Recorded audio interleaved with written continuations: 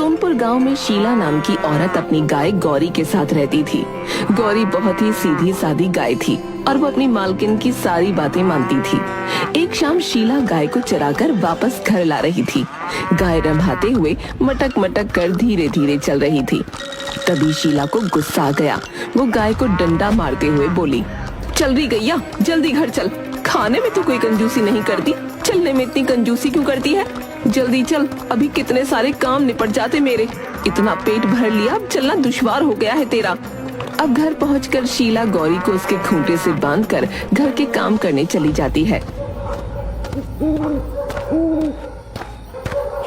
गौरी रंभाते हुए करहाती है और कहती है, अरे माँ, मर गई री।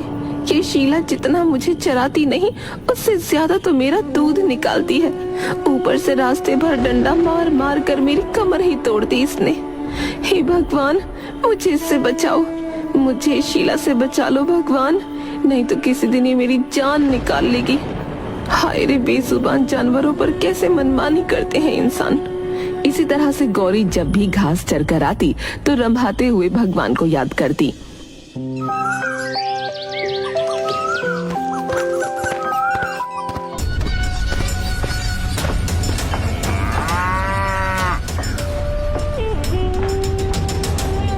ले खा ले गौरी, खा ले। चारा खा खा कर भैंस जैसी मोटी होती जा रही है। ज्यादा दूध देने के नाम पर तेरी नानी मरती है। अरे जब तू ढेर सारा दूध नहीं देगी तब मैं ज्यादा पैसे कहाँ से कमाऊंगी, बोल। अब ज्यादा नाटक मत कर, फटाफट से सारा चारा खा ले, फिर मुझे तेरा दूध भी निकालना है। और मेरी बात ध्यान से सुन, देख बगल के घर में जो गाय है ना, वो पूरा 10 लीटर दूध देती है और तू बस 14 लीटर। इतना हरा घास खिला रही हूँ, दूसरी गायों से तगड़ी है तू। कम से कम 20 लीटर दूध देना चाहिए तुझे। कुछ तो इज्जत कर मेरी।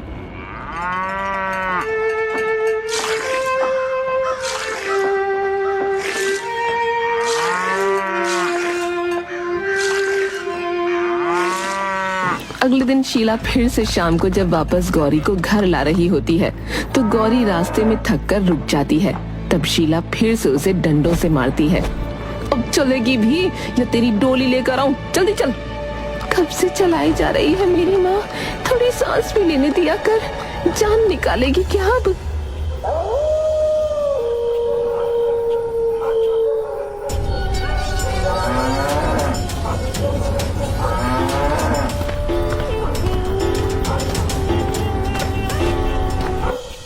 घर पहुंचकर गौरी दर्द में फिर से रंभाते हुए भगवान को याद करती है।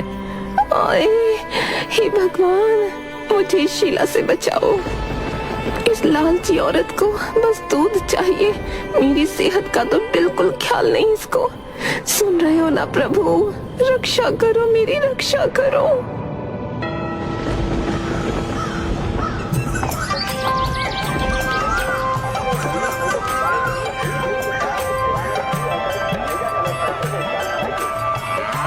जिसमें गांव वाले अपनी गाय, भैंस और बैल को दिखाने और बेचने के लिए ले जाते थे। इस बार शीला भी गौरी को लेकर मेले में गई। गौरी अपनी सीधी सादी आदतों और खूबसूरती के कारण गांव में पहले ही मशहूर थी। अरे ये तो वही गौरी है ना, जो सबसे ज्यादा दूध देती है भाई। कुछ भी कहो, नस्ल हो तो गौरी जैसी भाई। भाई वाह, मजा ही आ गया इसको देखकर तो। हाँ, लेकिन शीला इसे बहुत मारती है। बेचारी गौरी को कोई आराम ही नहीं मिलता इसके पास। अरे चुप रहो, मेरी गाय है, मैं उसके साथ जो चाहे करूं। तुम लोग कौन होते हो बोलने वाले? बस हम तो यही कह रहे थे कि जानवरों को भी प्यार से रखना चाहिए भाई। देखो तो कितनी मासूम लग रही गौरी है। मेरी गौरी जितना खाती है उतना दूध भी देगी। अब चुपचाप निकलो यहाँ से, नहीं तो मुझे जानवरों के साथ साथ तुम जैसों का इलाज भी अच्छे से आता है। गौरी चुपचाप ये सुन रही थी। उसे महसूस हुआ कि लोग उसकी हालत पर तरस खा रहे हैं। जब मेला खत्म हुआ तो शीला उसे घर वापस लाने लगी। रास्ते में गौरी धीमे चल रही थी और शीला को गुस्सा आ गया। चल रही गैया, तेरे नखरे अब मैं बर्दाश्त नहीं करूंगी। अगर तू ज्यादा दूध नहीं देगी तो बेच दूंगी तुझे। अरे क्या बोल रही है शीला, मैं इसको अपना सारा दूध एक बार में ही दे देती हूँ, ऊपर से ये मुझे बेचने का सोच रही है। हे भगवान, क्या करूँ?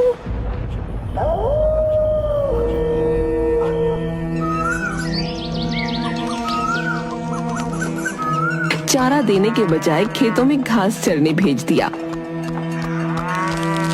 गौरी को सुबह से भूखा रखते हुए उसने और भी काम करवाए। पहले खेत में हल चलाने का काम,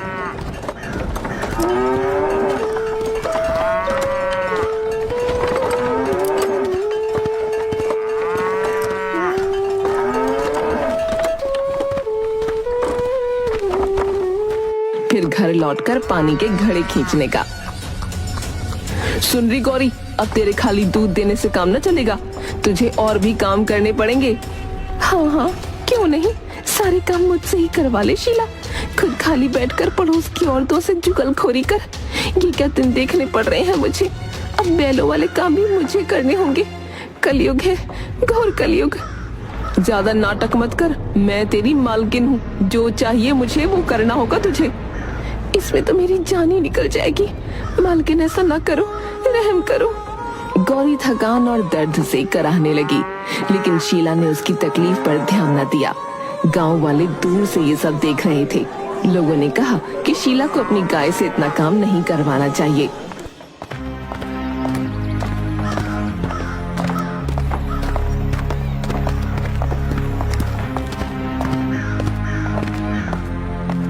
शीला, ये क्या कर रहे हो भाई? गाय तो दूध देने के लिए होती है, ना कि सारे काम करने के लिए। बैलों के काम है। अगर इतना ही लालच है तो एक बैल खरीद लो।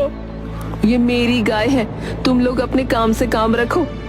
लेकिन भगवान भी जानवरों की सेवा करने को कहते हैं। अगर तू ऐसा करेगी तो तुझे सजा मिलेगी। भगवान ने मुझे गाय दी है तो वो मेरे काम आएगी। तुम लोग ज्यादा भाषणबाजी मत करो यहाँ। अगर इतना बुरा लग रहा है तो इसके हिस्से का काम तुम लोग कर दो ना। इतना कहते हुए वो लोग वहां से निकल गए।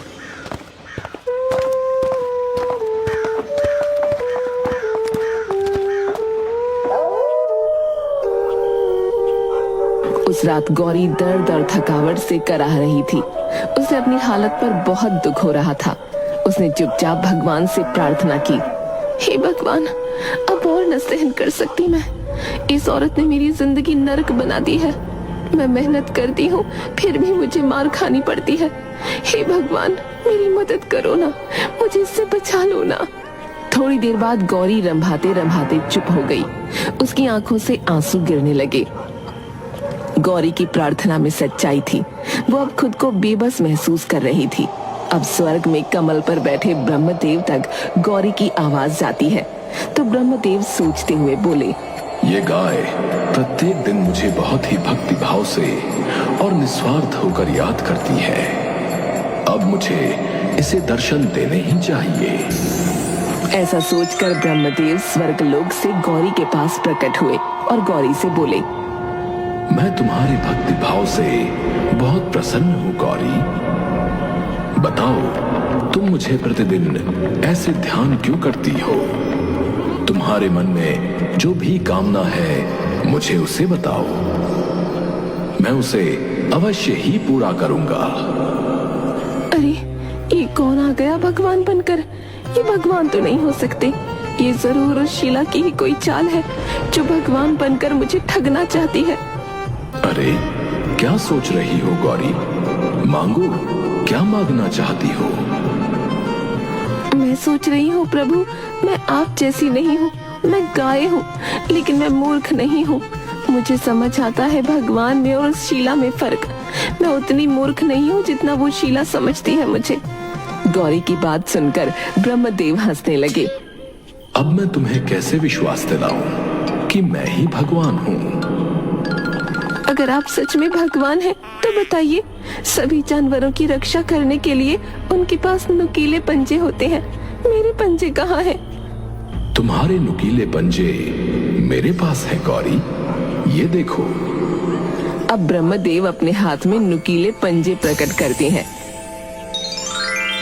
कि देख गौरी आश्चर्यचकित हो जाती है और तब उसे यकीन होता है कि ये सचमुच भगवान ही है, शीला नहीं।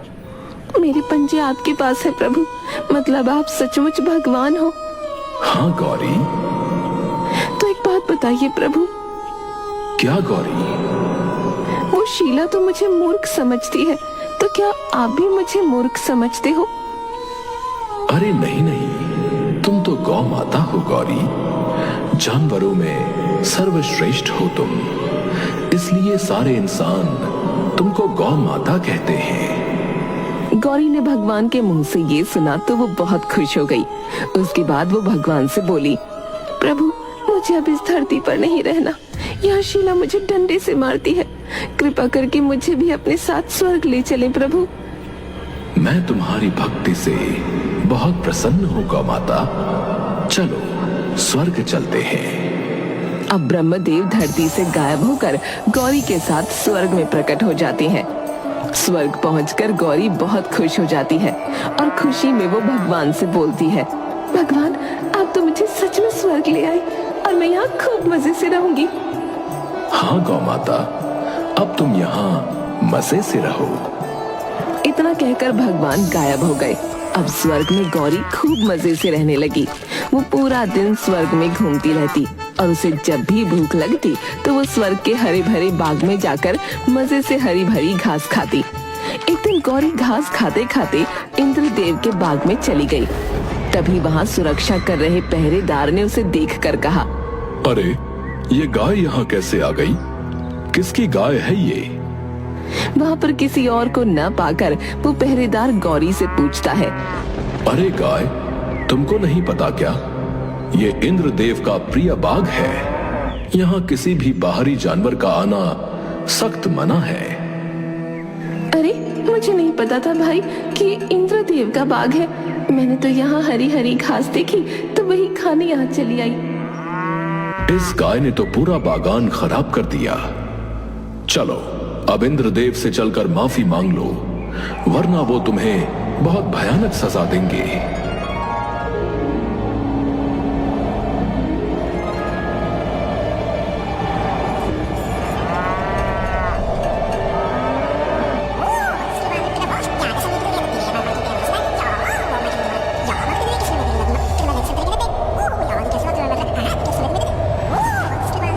पहरेदार, तुमने इस गाय को बताया नहीं था क्या कि यह देवराज इंद्र का प्रिय बगीचा है?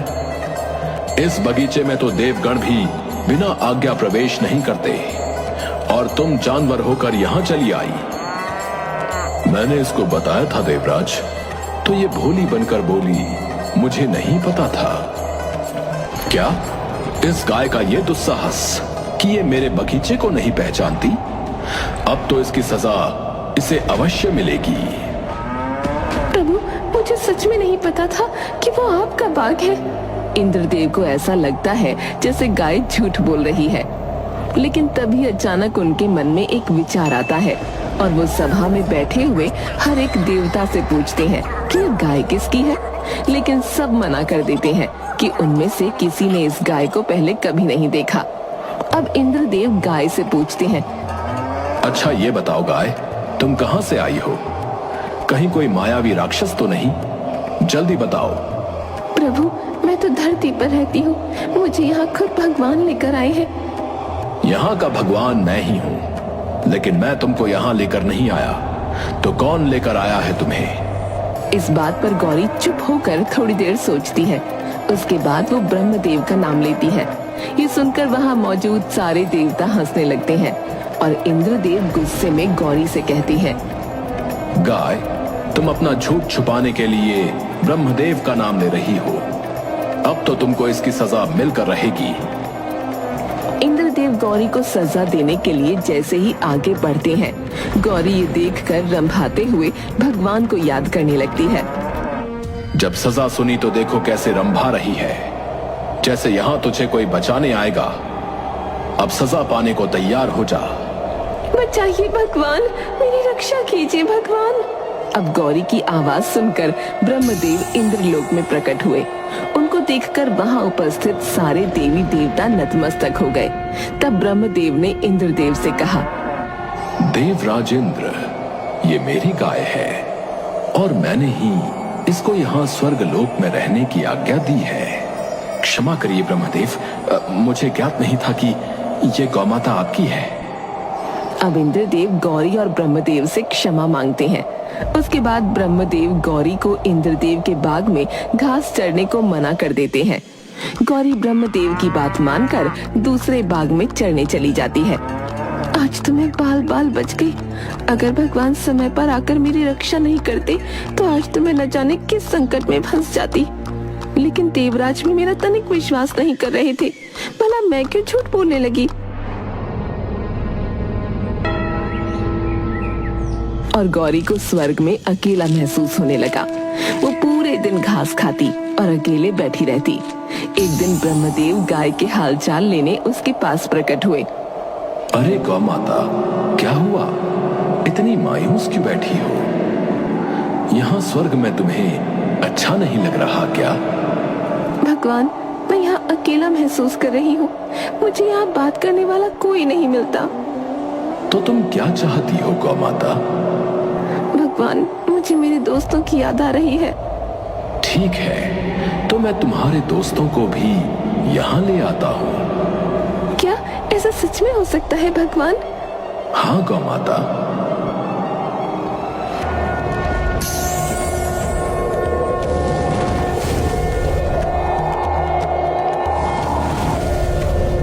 अब धरती पर जहाँ गौरी के 4-5 दोस्त गाय बैठी होती, वो वहाँ प्रकट होते और सबको लेकर स्वर्ग में गौरी के पास ले जाते हैं। अपने दोस्तों को देखकर गौरी बहुत खुश होती है और भगवान का धन्यवाद करती है। उसके बाद ब्रह्मदेव गायब हो जाते हैं। अब गौरी मजे से पूरे दिन अपने दोस्तों के साथ स्वर्ग की हरी हरी घास खाती। देखा तुमने, कितना मजा आ रहा है स्वर्ग में। और यहाँ तो कोई हमारा दूध भी नहीं निकालता। सही कहा तुमने गौरी, स्वर्ग तो सच में स्वर्ग है। बस हरी हरी घास खाओ, मजे से पूरा दिन घूमो। गौरी के दिन अब मजे से कट रहे थे। एक दिन घास खाने के बाद सारी गायें एक जगह बैठकर जोर जोर से रंभाते हुए गाना गाने लगी, जिससे स्वर्ग में ध्यान में बैठे हुए ब्रह्मदेव को ध्यान लगाने में मुश्किल होने लगी। वो तुरंत गौरी के पास प्रकट हुए। गौ माता, तुम सब मिलकर ये क्या कर रही हो? कृपया ये चीखना चिल्लाना बंद करो। इससे स्वर्ग की शांति में बाधा पहुंच रही है। अरे भगवान, हम सब तो बस गाना गा रहे थे। इसमें भला किसी को कैसी बाधा हो सकती है? नहीं, तुम सब गाना बंद करो। भगवान की ये बात सुनकर सारी गायें खड़ी हो जाती हैं, लेकिन गौरी भगवान से बहस करने लगती है। देखो गौ माता, अगर तुम सबको स्वर्ग में रहना है तो शांति से रहना पड़ेगा। नहीं भगवान, अगर हमको यहाँ चुप होकर रहना पड़ेगा तो हमें नहीं रहना यहाँ। हमें अपनी धरती पर ही भेज दो। कम से कम हमें वहाँ बोलने की आजादी तो मिलेगी। स्वर्ग में गूंगा बनकर नहीं रहना हमें। ठीक है, तो मैं तुम सबको अभी धरती पर छोड़ आता हूँ।